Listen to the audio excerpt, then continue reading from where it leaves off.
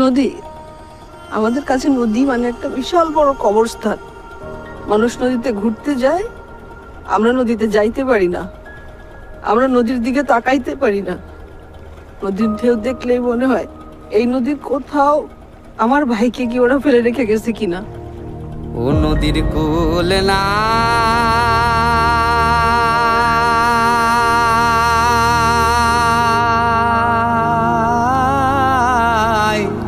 কিনার নাই রে,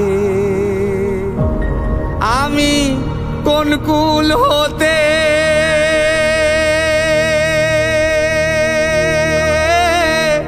কোন কুলে যাব, কারে সুধাই।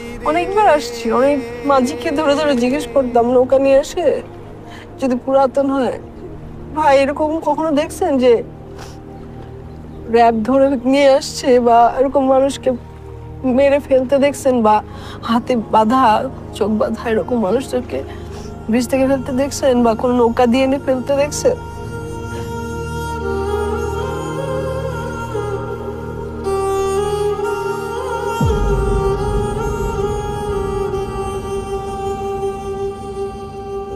আমার বাবা 2013 সালে 2 ডিসেম্বর শেষবার যখন বাসায় এসেছিল, আমার বাবা আমার বাসায় এসে মানে সবাইকে দেখতে যাচ্ছিল, সবার সাথে দেখা সাক্ষাৎ করেছিল এবং আমাকে কোলে নিয়ে জড়িয়ে ধরে রেখেছিল।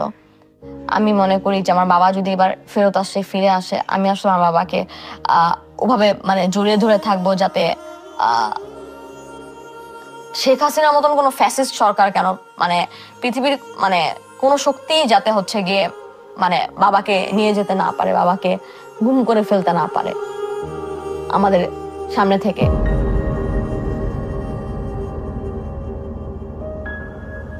সুমন স্কুলে স্কাউটে ছিল, যে জাম্বুরিতে, গাজীপুরের মৌচাকে। তো ওখানে 3 দিনের জন্য ছিল। তখন প্রেসিডেন্ট জিয়াউর রহমান সেই জাম্বুরিতে গেছিলেন ওদের সাথে, স্কাউটদের সাথে দেখা করতে। সেই যে সুমনের সাথে হ্যান্ডশেক করছিলেন জিয়াউর রহমান, তারপর থেকে তো সুমন তাকে দেখি, তার সাথে কথা বলে, ছোট বাচ্চা বয়স থেকেই তার খুবই ভক্ত। ইলেকশনের আগে অপোজিশন পার্টি করার জন্য ঘরে থাকতে পারতো না, অ্যারেস্ট করে ধরে নিয়ে যায়। অনেকবার হয়েছে তার সাথে, এটা বহুবার হয়েছে। তো দেখা যায় তো তাকেই টার্গেট করা হচ্ছে, বারবারই আওয়ামী লীগের সময় তাকেই টার্গেট করা হচ্ছে, বারবারই তাকে টার্গেট করা হচ্ছে। 2013 সালের 4th of December Bashundhara residential এরিয়ার আই ব্লকের 4 নম্বর রোড এবং 404 নম্বর প্লট, সুমন ভাই সহ আরো কয়েকজন বন্ধুরা রাত আনুমানিক 8টার দিকে এই জায়গাটার সামনে বসে আড্ডা দিচ্ছিলেন। র্যাপিড অ্যাকশন ব্যাটালিয়ন 1-এর একটা ডাবল কভার ভ্যান অনেক দ্রুত গতিতে এখানে এসে জোরে ব্রেক করে। আর এখানে ওই যে আগুন পাচ্ছিল, ওই একটা মেটাল রডকে ওই ইয়েতে দিয়ে, আগুনের ওই রডটা দিয়ে এই জায়গাটাতে সুমন ভাইকে অনেক মারে। ওই জমটুপি পরায়, হাত কড়া পরায়, খুব দ্রুত ওইখান থেকে সরায় নিয়ে যায়, তুলে নিয়ে যায়।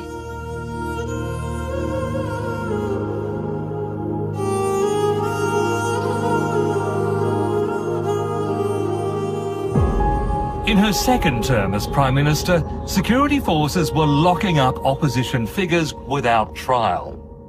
Among them, a popular official with the Bangladesh Nationalist Party, Sajidul Islam Sumon. In December 2013, eyewitnesses say he and 5 friends were taken by authorities and never seen again.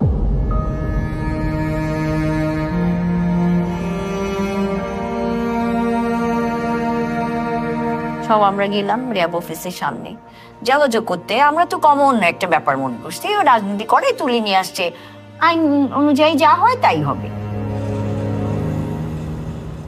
আমরা সারা রাত ওখানে দাঁড়ায় রয়েছি, ওই র্যাবের অফিসের সামনে দাঁড়ায় রয়েছি, কোনো গাড়ি আসে কিনা, ওদের নিয়ে যায় কিনা, এরকম দেখার জন্য দাঁড়াই আছি গেটের মধ্যে। এমন কোনো আলামত দেখতে, আর ওরা তো অস্বীকার করেই যাচ্ছে, না না না না না, এরকম কোনো অপারেশন এখানে হয় না, এমন কোনো লোক এখানে আসে নাই, এমন কোন লোক আমরা নিয়ে আসি নাই।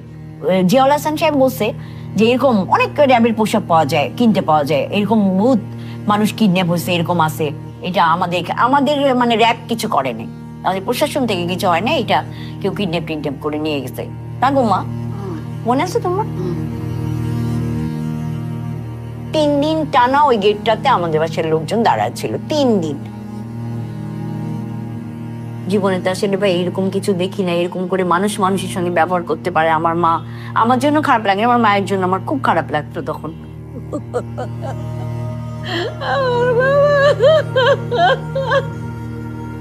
আমার বাবা কি দোষ করলো? এত বছর সুমনকে আটকে রাখছে আব্বা।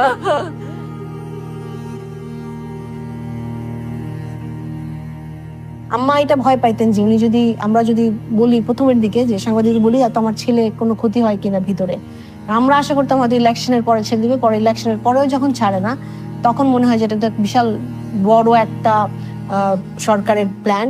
প্রেস ক্লাবের সামনে সারাদিন সকাল দুপুর রাত সন্ধ্যা সবসময় আমরা ওখানে দাঁড়িয়ে থাকতাম, আন্দোলন করতাম বাবার জন্য। আমি, আমার ফুপি, আমার দাদু, আমার মা, আমরা সবাই, আমার বোনের তখন 1.5 বছর বয়স ছিল। মাইকের সামনে আমি বলেছিলাম যে হচ্ছে আমার বাবাকে যেহেতু গুম করে দিয়েছেন, তাহলে আপনারা যদি হদিস না দেন আপনারা আমাকেও গুম করে দিন, আমাকে গুম করে নিয়ে ওই জায়গাটাতে রেখে আসুন যেখানে আমার বাবাকে রেখে এসেছেন, যে আমি যেন চোখ দিয়ে আমার বাবাকে দেখতে পারি, আমি যেন ছুঁয়ে দেখতে পারি।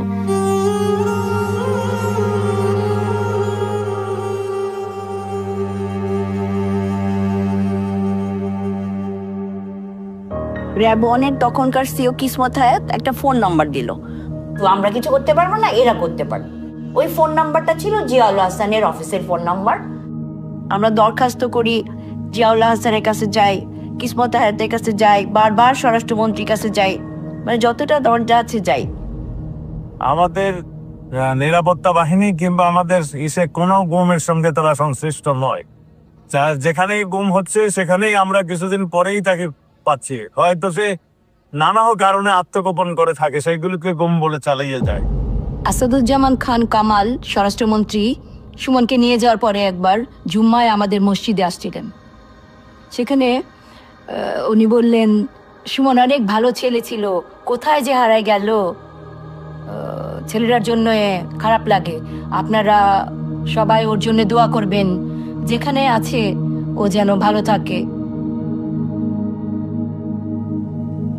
স্বরাষ্ট্রমন্ত্রী এই সমস্ত তামসার মধ্যে আওয়ামী লীগের এক নেতা আমাদের প্রপোজাল দিল 1 কোটি টাকার বিনিময়ে তারা সুমনকে ছেড়ে দিবে। ঠিক আছে, কোনো সমস্যা নাই, 1 কোটি টাকাই দিব। তখন তারা বলল 50 লাখ টাকা অ্যাডভান্স দেন, সুমনকে পেয়ে বাকি টাকাটা আমাদের দিয়ে। সবাই মিলে টেলে বললো নো, 1 কোটি এক হাতে, 1 কোটি এক হাতে সুমন, এমন যদি হয় তাহলে ঠিক আছে।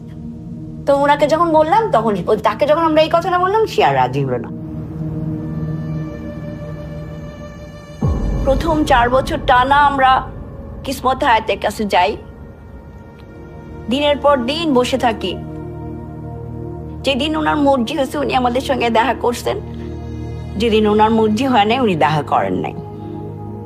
র‍্যাব 1-এর ভিতরে বড় জায়গা ছিল, ওখানে হচ্ছে ওরা একটা সাইডে কুকুর পালতো আর একটা সাইডে কিছু খরগোশ পালতো। তা আমি হচ্ছে এগুলো দেখছিলাম।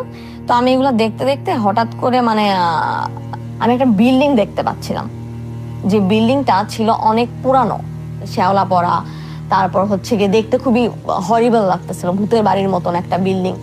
আমার ওই বিল্ডিংটা দেখে মানে মানে আমার কেন জানি মনে হয়েছিল যে ওটার ভিতরে মানুষ আছে এবং ওটার ভিতরে আমার বাবা আছে।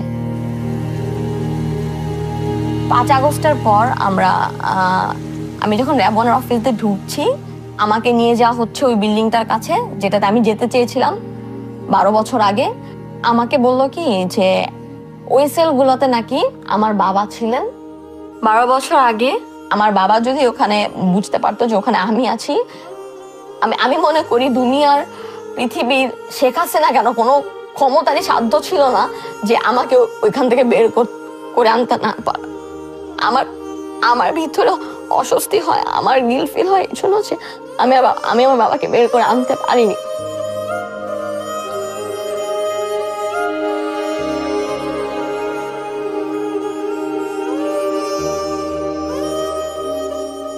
দিন পার হয়ে যায়, 20 দিন, 21 দিন, 30 দিন, ডিসেম্বর পার হয়ে যায়, জানুয়ারি পার হয়ে যায়, পাওয়া যায় না। তখন পরিবারের লোকরা শব্দ হইতে শুরু করছে, আম্মার কথা আর তখন শুনতেছে না কেউ। যেই ভাই এই ভাগ্নির কি হয়েছে, একটু অসুস্থ যে ভাগ্নির কি হয়েছে, মা কি করে, বোনদের কি হয়েছে, সব খোঁজ নিত, সবার জন্য করতো। সেই ভাইয়ের জন্য তো আসলে আমরা কিছুই করতে পারলাম না এই পর্যন্ত।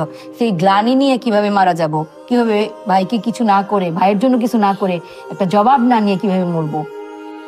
দেশের মধ্যে আমরা কোনো বিচার পাচ্ছিলাম না, বিচার বিভাগ থেকে না, প্রশাসন থেকে না, কোনো ইনভেস্টিগেশন হচ্ছে না। তখন আমাদের আরেকটা মাত্র উপায় ছিল, যেটা হচ্ছে ইন্টারন্যাশনাল কমিউনিকেশন করা, অর্গানাইজেশনদের সাথে কাজ করা। সেখানে human rights watch, amnesty international, UN working group for enforce or involuntary disappearance, এরা ইউএন থেকে ওই যখন এই সরকারের কাছে, হাসিনার সরকারের কাছে জানতে চাওয়া হয়, এরকম অভিযোগ অনেকে অনেক কিছু দেয়, কিন্তু তার কোনো প্রমাণ দিতে পারেনি, কোনো নাম দিতে পারে না, কোনো কিছুই দিতে পারে না। এবং অনেক সময় দেখা যায় বলা হচ্ছে অনেক লোক নাই, কিন্তু তাকে খুঁজে পাওয়া যাচ্ছে, সে ঠিকই জীবিত আছে। আবার কেউ অনেক সময় নিজেরাই পালায়, অনেক সময় ধার কর্য করে নিজেরাই লুকিয়ে ফেলে, সে ধরনের ঘটনা ঘটছে। এইরকম তামসা বা ইয়ের মধ্যে দিয়ে আমাদেরকে 12 বছরের বেশি সময় পার করতে হয়েছে। মানে সকাল থেকে ঘুমের থেকে ওঠার পরে আমার মায়ের মনে হয় নাস্তা খাওয়ার পরে অফিস যায় না মানুষ, ঠিক অফিস যাওয়ার মতো। এখন আমি ওখানে গিয়ে বসলে মনে হয়তো আমার মায়ের একটা শান্তির জায়গা। বাবা, আমার বাবারে দেখাই দাও তোমরা, বা দেখাই দাও।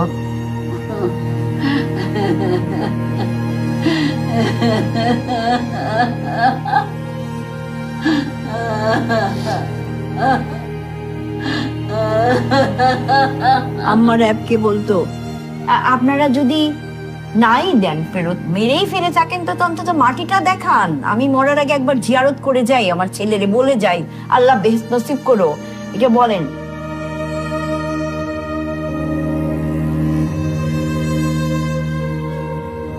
যখন আমরা আওয়াজটা রাখতাম জানি, তখন আমাদেরকে এই হ্যারাসমেন্ট বা এই ভয়গুলো আরো সার্ভাইলেন্স বাইরে গেল, যে এরা কেন চুপ করে না। ওই সময় আওয়ামী লীগের সময় মানে এতই করুণ আমাদের জীবনটা ছিল, বাইরে গেটে দাঁড়াইলেই বুঝতাম মানে গাটা কেমন করতো, মনটা খারাপ থাকতো, কেউ না কেউ তাকায় আছে, বুঝাই যাচ্ছে যে প্রশাসনের মানুষ। বিগত সময়ে মায়ের ডাকের যে কোনো কার্যক্রমে, যেমন যদি কোনো আন্তর্জাতিক সংবাদ মাধ্যম আসতো বা আন্তর্জাতিক মানবাধিকার সংগঠন আসতো, দেখা গেছে যে সারা বাড়ি ঘিরে ফেলা হয়েছে, বাড়ির সামনে দিয়ে সার্ভাইলেন্স হচ্ছে, এবং এই সার্ভাইলেন্সটা আসলে চলমান ছিল। যারাই আসতো বা আমরা যদি কোনো কার্যক্রম করতাম, দেখা যেত যে সবসময় এরকম আমাদের খুব চরম মাত্রাতিরিক্ত এই সার্ভাইলেন্সের মধ্যে থাকতে হতো। এমনকি 5ই আগস্টের পরে ফ্যাসিস্ট রেজিমের শেখ হাসিনা পালিয়ে যাওয়ার পরেও কিন্তু পুলিশের তেজগাঁ থানার একটা টিম এসে আমাদের বাড়িতে অ্যারেস্ট ওয়ারেন্ট নিয়ে আসে, এবং পুলিশ খোঁজাখুঁজি শুরু করে। যখন ঢুকে খোঁজাখুঁজি শুরু করে, আমরা জিজ্ঞেস করি কাকে খুঁজছেন, বললো যে অ্যারেস্ট ওয়ারেন্ট আছে সাজিদুল ইসলাম সুমনের নামে।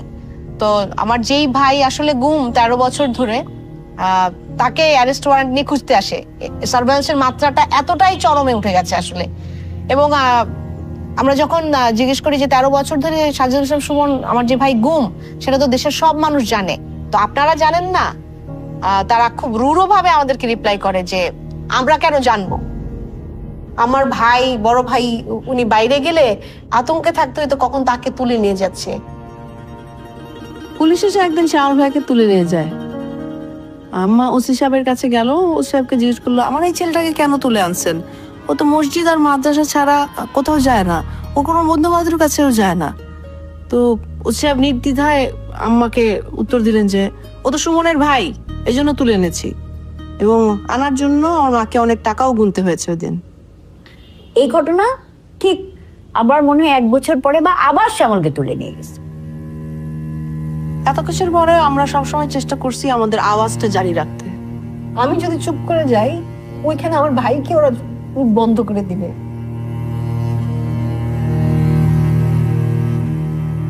একটা সময় শুনতে পাই যাদের গুম করা হয়েছিল তাদের এত পরিমাণ টর্চার করা হয় যে ওরা পাগল হয়ে যায়, তখন নাকি ওদেরকে জায়গায় জায়গায় ফেলে রেখে আসতো। আম্মা সব কটা সিকিউরিটি গার্ডকে বলে রাখছিল যে দেখো, আর কোনো অচেনা চেহারা বা পাগল টাগল দেখলে কিন্তু আমাকে না দেখায় সরাই দিও না, আমাকে ডাক দিবা, আমি এসে দেখবো। ফকির টুকির কিছু হলে কাছে যায়, বা ওই যে পাগল টাগল শুয়ে থাকে, উঠে দেখবে ওটা সুমন কিনা। সাউন্ড নাই, এরকম কোন একটা মানে নিরিবিলি পরিবেশে থাকি, তখন আমার মনে হয় যে আমার বাবা আমাকে পিছন থেকে ডাকছে। এখন পর্যন্ত আমি আমার বাবার ওই নাম্বারটাতে ফোন দিই, এটা দেখতে যে ওই নাম্বারটাতে রিং হয় কিনা, কিন্তু এই নাম্বারটা বলে যে সুইচড অফ।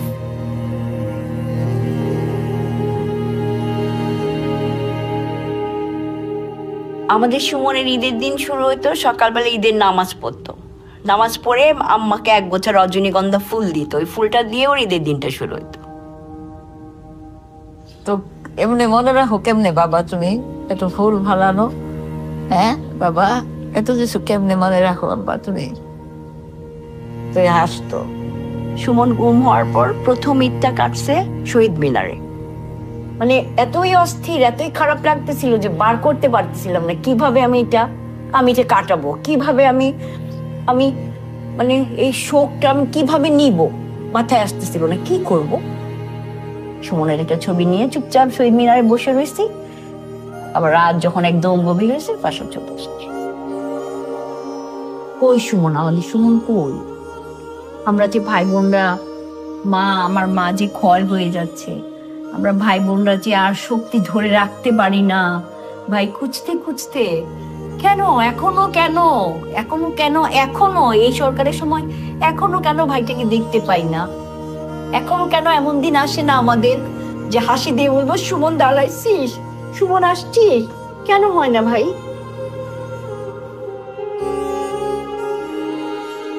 একবারে জুলাই ধাক্কা আসে নাই।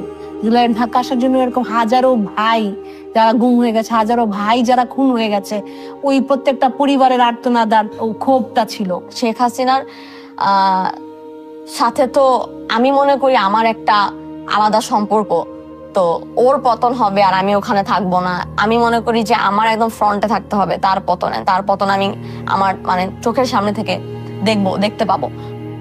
আমি আমার পরিবারের এগেনস্টে যে আমি আন্দোলনে যোগ দিয়েছি, আমার পরিবার আমাকে না করেছিল, কারণ আমার বাবাকে র্যাব এসে তুলে নিয়ে গিয়েছিল। আমি যদি আন্দোলনে যাই, আমার নামটা যদি এখানে ছড়িয়ে ছিটিয়ে যায়, তাহলে জানতে পারবে যৌমুকের মেয়ে, সাইদুল ইসলাম সুমনের মেয়ে, বিএনপি নেতা, এরকম এই ধরনের একটা কথা উঠবে, তারপরে সেটা হয়তো আমার ফ্যামিলির উপরে হামলা করতে পারে। আমি বিশ্বাস করতাম, আমি কনফার্ম ছিলাম যে হয়তো উনি নেমে গেলেই আমরা আমার বাবাকে পেয়ে যাব।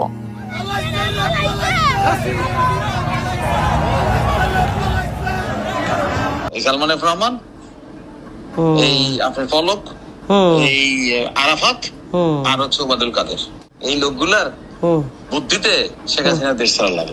উনি ধরতে বলছে, রাখতে বলছে, আমি সরকারের দায়িত্ব পালন করছি, আমি রাখছি, এখন আমি ছেড়ে দিচ্ছি, শেষ। আমি তো সরকারি কেস করছি। ওই দিন থেকেই ডিজিএফআই অফিস থেকে শুরু করে সম অফিসে দাঁড়ানো শুরু করে দিলাম, কিন্তু পরপর হ্যাঁ ফোন আসে, সুমন ভাই আসতেছে, ছেড়ে দিছে তো আসতেছে, আমরা আগায় থাকি এরকম দাঁড়ায় আছে যে 5 তারিখ পর থেকে, কিন্তু সুমন ভাই আসতেছে ওই দিক দিয়ে বের হয় না, ছেড়ে দিছে। তো এই দিন 3 জন 4 জন 5 জন 6 জনেরা বের হওয়ার পরে কিন্তু আর মানুষকে আর আমরা দেখতেছি না, আর মানুষ দেখা যাচ্ছে না। বাবা, আমার সুমনরে দেখছেন? আমার সুমনরে দেখছেন? আমার সুমনরে এনে দিবেন নি বাবা? আপনারা আমার সুমনরে এনে দিবেন নি আব্বা?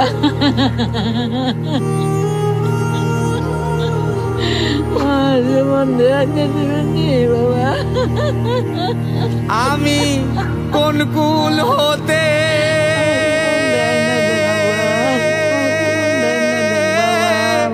কোন কুলে যাব, কারে আমার বাবা কেন দেন? আমি শান্তি হয়ে আমার বাবারে দেখা, আমার বাবার নদীর কুলে না